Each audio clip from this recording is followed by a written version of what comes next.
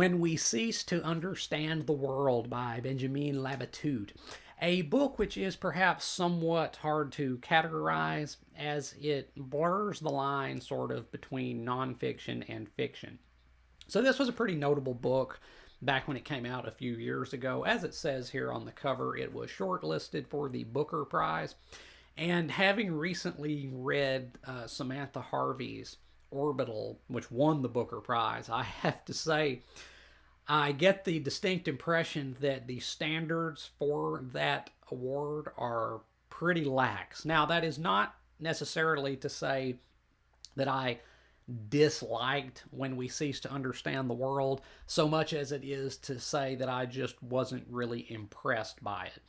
So, as I said, this book is kind of hard to categorize because, like I said, it blurs the line sort of between nonfiction and fiction. The book consists of a collection of narratives, and I use that word because some of them are like narrative non-fictional essays, and then some of them are like fictionalized history, which I guess is effectively like a short story. And they all pertain to scientific discoveries in the 20th century and the people who made them. Now, like, this is not a long book. It's a very brief book. It's less than 200 pages, but the stories are entitled Prussian Blue. That is about the guy who effectively created like poison gas that was used in World War One, and which was eventually used to exterminate the Jews in the concentration camps. And that's actually quite ironic given that he was, I believe, himself Jewish. And then we have Schwarzschild's Singularity. That is about the guy who first theoretically predicted the existence of black holes. Then we have The Heart of the Heart. That is a story about Alexander Grothendieck, the famed mathematician. Then we have the titular story, When We Cease to Understand the World. That is about Werner Heisenberg and Erwin Schrödinger and the formulation of quantum theory, quantum mechanics, and the kind of like kind of mind-breaking implications of that branch of physics.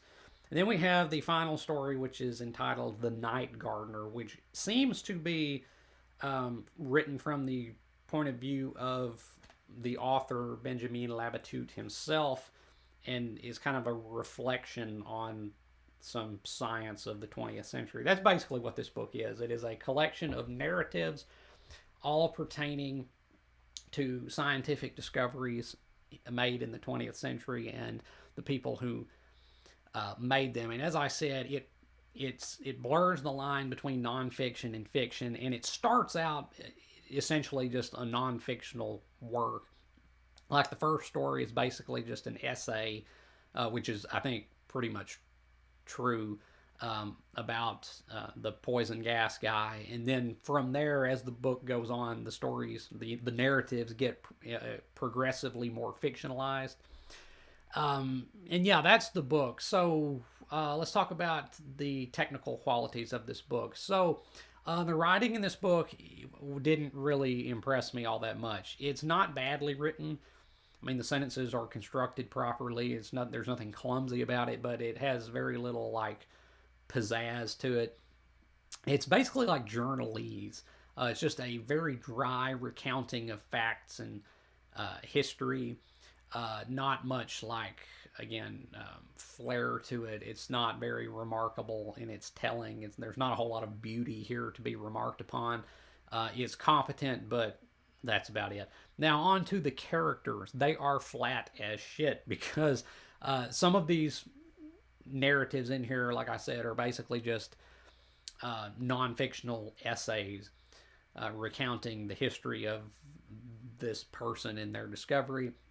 Not much in the way of character. And even as the book goes on and the narratives become progressively more fictionalized, there's still not much to remark upon here in terms of character. It's very flat. Not much development here at all. So now on to like the contents of the book, what the book is about, what it says, because honestly, I don't really get this book. This is a book that I didn't really understand. I don't understand what it was trying to do, or what it was really trying to say. Like, it's about these various scientific discoveries, some of which had very, very like grave implications for the world, especially like with the poison gas and everything. And then some of them had more bewildering implications. I'm speaking there more about the Heisenberg and Schrodinger story about quantum mechanics, because we still don't understand quantum mechanics. We still don't understand how reality operates at its most fundamental level, and how it seems to contradict the things that we observe on the macro scale. Uh, Again, it's concerned with all these scientific discoveries, but I don't really know what it was trying to do or say in writing these, and I don't understand what the purpose was of fictionalizing some of this. Like, if you wanted to write about these scientific discoveries and the people that made them, um, I probably would have just written strictly non-fictional essays recounting the facts and only the facts. But Benjamin Labatut, as I said, threw in fictional elements, especially becomes more pronounced as the book goes on. And I don't understand what purpose that served, because it was not enough to enliven the characters of this book, which were like real people. So I don't think it really got it over the line in that regard, and it just kind of complicated the actual, veracity of these stories, because now you're kind of like, I mean, if you aren't like really familiar with the history here, you're kind of like, well, wait, I don't know what's true and what's made up. But it doesn't seem to have a point other than to kind of just say that science can be very scary and science can be very harmful. Like, it's kind of I guess it's kind of going for a Mary Shelley Frankenstein type warning, advisement, you might say, against unchecked scientific progress and the dire repercussions that it can have on the world. But I mean, that's pretty much the extent of what I got out of it. This is a book that I really do not know why it exists. I don't know what purpose was behind writing this. I don't know that it's like, I don't think it's all that profound, really. Like, I don't understand like what was the justification for writing this book, because for me, I could have just as easily read the Wikipedia articles about this stuff and called it a day, and not had to pick through the fictionalized elements and have it kind of be jumbled up like that. I just don't get this book. This is a book that I really do not get.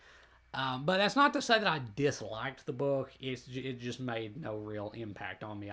It did not impress me. But I mean, it's not like the worst thing that I've ever read. I didn't actively dislike it. I just didn't actively like it either. It just really made no impact on me. It had no real effect. Um, so yeah, that's pretty much all I can say about When We Cease to Understand the World. So to rate the book, I'll just give it like an even C, just like right down the middle, just an even C. It's not necessarily bad, but it's not great either. It's a book, again, that I don't fully get, and I don't understand why it was even written. But I just give it a C. I just give it a split the difference, just a good solid C. Not terrible, but not great either. Um, so yeah, When We Cease to Understand the World by Benjamin Labatut. Have you read the book? If you have, let me know down in the comments what you thought about it, whether you have agreed or disagreed with anything I've said today, what you got out of it, what you thought the ultimate point of the book was, because maybe it's just lost on me. And if you haven't read this book, honestly, I wouldn't really recommend it. It's not that great. Again, it's not bad. It's not terrible by any means, but as I said, if you want to learn about these scientific discoveries and the people who made them, just look it up on Wikipedia. Like, save yourself some time and money and just read the Wikipedia synopses. of these things, because that's, I mean, I think that is more efficient. I think that's more a more efficient use of your time probably than reading this book. Um, so yeah, I wouldn't really recommend it, but I wouldn't condemn it either. But as always, if you have enjoyed anything you've seen or heard here today, remember to hit that like button and subscribe. I would really appreciate it. And until next time, peace.